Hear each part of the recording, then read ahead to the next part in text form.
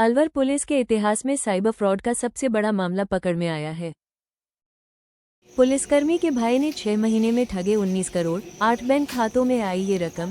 रोजाना 10,50,000 की ठगी आरोपी के 8 बैंक खातों में 6 महीने में 19 करोड़ रुपए आ गए। ये रकम देश के कई राज्यों के लोगों की है जो साइबर फ्रॉड करने वालों झांसे में लेकर ठगी है।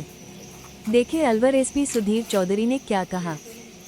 मुख्य मुलजिम बरकत अली है जिसने कि अपने एक जीएसटी फर्म इशाक ट्रेडिंग के नाम से उसने म्यूल अकाउंट्स ले रखे थे।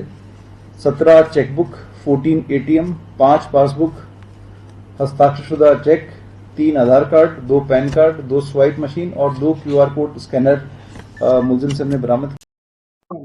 देखिए, ये जो मैंने आपको बताया है, जो आप बरकत के प्रकरण की बात कर रहे हैं म्यूल अकाउंट का, इसमें इशाक ट्रेडिंग के नाम से इसमें एक जीएसटी रजिस्टर्ड फर्म रजिस्टर्ड कर रखी थी जिससे कि बड़ा ट्रांजैक्शन कर पाए और इसके अंदर लगभग 19 करोड़ प्लस के ट्रांजैक्शन इन म्यूल अकाउंट से हुए हैं।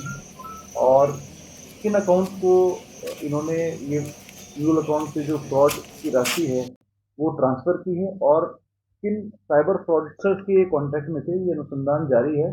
परंतु प्रथम दृष्टया ये मामला सामने आया है कि 19 करोड़ प्लस के फ्रॉड इन म्यूल अकाउंट्स के जरिए हुए थे। ये बिल्कुल सही है कि ये जो बरकत है इसका संबंध एक पुलिसकर्मी से भी है, परंतु उसका रोल उसमें है या नहीं वो भी हम अनुसंधान करेंगे। क्या लगता है?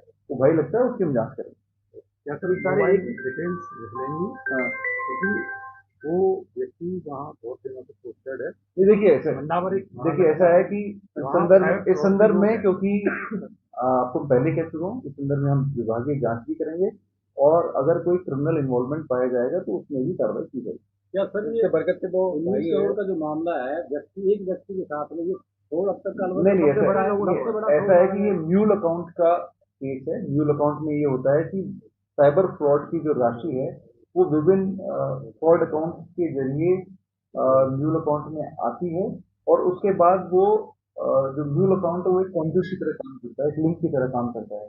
वो आगे कहीं ना कहीं जो साइबर फ्रॉडस्टर्स है वो किसी और अकाउंट में इनको मंगवा चेन बनती है।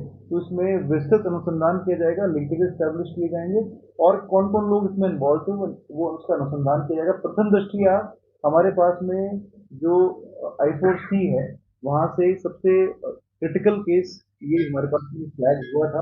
उसको हमने स्टडी किया, पूरा ऑब्जर्वेशन किया, ऑब्जर्वेशन करके रेट करके ये जो डिजिटल एविडेंसेस और फिजिकल एविडेंस हमें मिले हैं, इसमें 17 chequebook, 14 ATM, 5 passbook, cheque, Aadhaar card, PAN card, swipe machine और काफी मात्रा में जो डिजिटल एविडेंसेस मिले हैं वो जो हमें एविडेंस मिले हैं उसके बेस पर हमने प्रकरण दर्ज किया है और ये स्टार्टिंग पॉइंट ऑफ इन्वेस्टिगेशन है। इसमें डिटेल इन्वेस्टिगेशन किया जाएगा और लिंकेजेस एस्टेब्लिश किए जाएंगे कि किन कौन इसमें इन्वॉल्व है।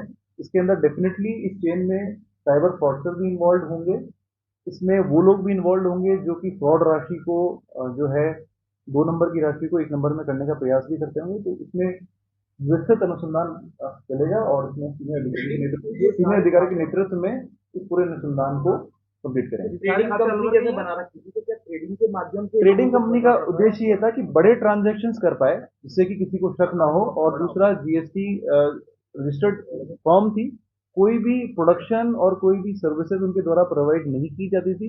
इस ट्रेडिंग फर्म बनाने का मुख्य उद्देश्य म्यूल अकाउंट बना के फ्रॉड की राशि को इन अकाउंट्स के जरिए ट्रांसफर करने का उद्देश्य था, क्राइम का ही उद्देश्य था। देखिए वही मैं बता रहा हूँ कि 17 चेकबुक, 14 एटीएम, 4 पासबुक, उसमें अलग अलग लोगों के नाम, आइडेंटिटी कार्ड भी अलग है, आधार कार्ड भी कई बार यूज हुआ है। इसमें डिटेल किया जाना है। एक व्यक्ति नहीं, इसमें और भी लोग इन्वॉल्व हैं, बड़ी चेन इसमें इन्वॉल्व है।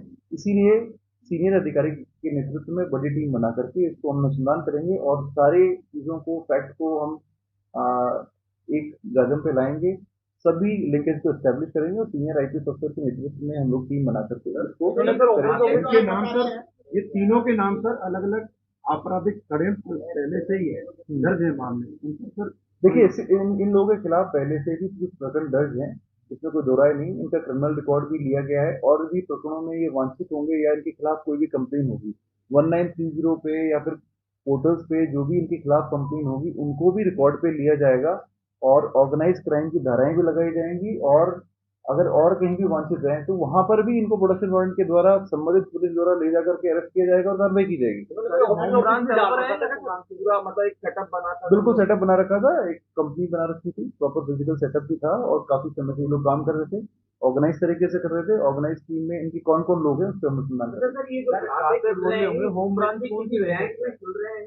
इसके खिलाफ पहले से ही कुछ प्रकरण पहले से पेंडिंग है, परंतु म्यूल अकाउंट पे जो कार्रवाई की है पूरी इन्वेस्टिगेशन करके, पूरी जांच करके, पूरी पड़ताल करके, पोर्टल की जानकारी उपलब्ध है, उसके बेस पर पूरी प्लानिंग के तहत करके फिर ये सारे जो डिजिटल एविडेंस और हमने पैन कार्ड वगैरह जब किए हैं उससे मुझे लगता है कि हमें काफी लीड मिलेगी और आगे भी हम इन्वेस्टिगेशन करेंगे। पुराने जो इसके प्रकरण है जो विभिन्न थानों में दर्ज है, लगभग 3 के आसपास प्रकरण दर्ज है और भी प्रकरण जिसमें कि ये वांटेड होगा क्योंकि इसमें काफी डिजिटल एविडेंसेस हमें मिले हैं, हमें काफी एटीएम नंबर भी मिले हैं, उनको जब हम समन्वय पोर्टल पे और डिफरेंट पोर्टल पे अपलोड करेंगे तो हमें और इनपुट इस पे आएंगे, वो हम लोग जो 32 मामले बताए हैं अलग अलग राज्यों में, ये कौन से वाले सफेद दर्ज हुआ है? हिसाब से या दूसरी? देखिए जो प्रकरण इशाक का वहाँ बता रहे हैं, इशाक की देखिए 3 केसेस का हमें जानकारी प्राप्त हुई है।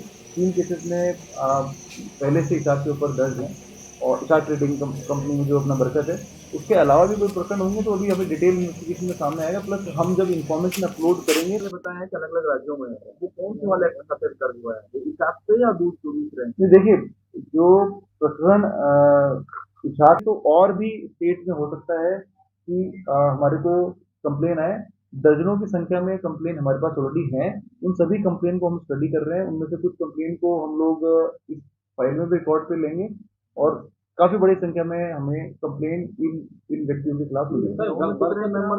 काम क्या कर रहा था? पहले भी ये काम कर रहा था, कितने साल से? मतलब काफी टाइम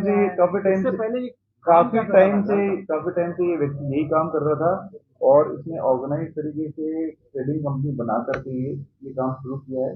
कब से कर रहा था और किन किन प्रकरणों में इसके खिलाफ प्रकरण दर्ज है, किन केसेस में सिर्फ कंप्लेंट के रूप में ही इसके खिलाफ जो एफआईआर में कन्वर्ट नहीं हो उसका अनुसंधान करेंगे और बाकी स्टेट में भी जहाँ पे पुलिस को बरकत को इन्वेस्टिगेशन में ले जाना होगा वो हम लोग उनका सहयोग करेंगे। गिरफ्तार साइबर ठग बरकत अली पुत्र मोहम्मद निवासी गोपालगढ़ डीग का अलग अलग पते पर आधार कार्ड, पैन कार्ड और पासपोर्ट होने की जानकारी मिली है। आरोपी बरकत रैनी थाने में तैनात कांस्टेबल शौकत का भाई है। पुलिस ने बताया कि आरोपी बरकत ने फर्म भी बना रखी थी, उसके खाते में ही मोटी रकम लेते थे। इसके अलावा अन्य बैंक खातों में भी पैसा आता था, ये पैसा क्रिप्टो करेंसी में भी खपता था। इसके भी सबूत भी मिले हैं जिसकी पुलिस जांच कर रही है।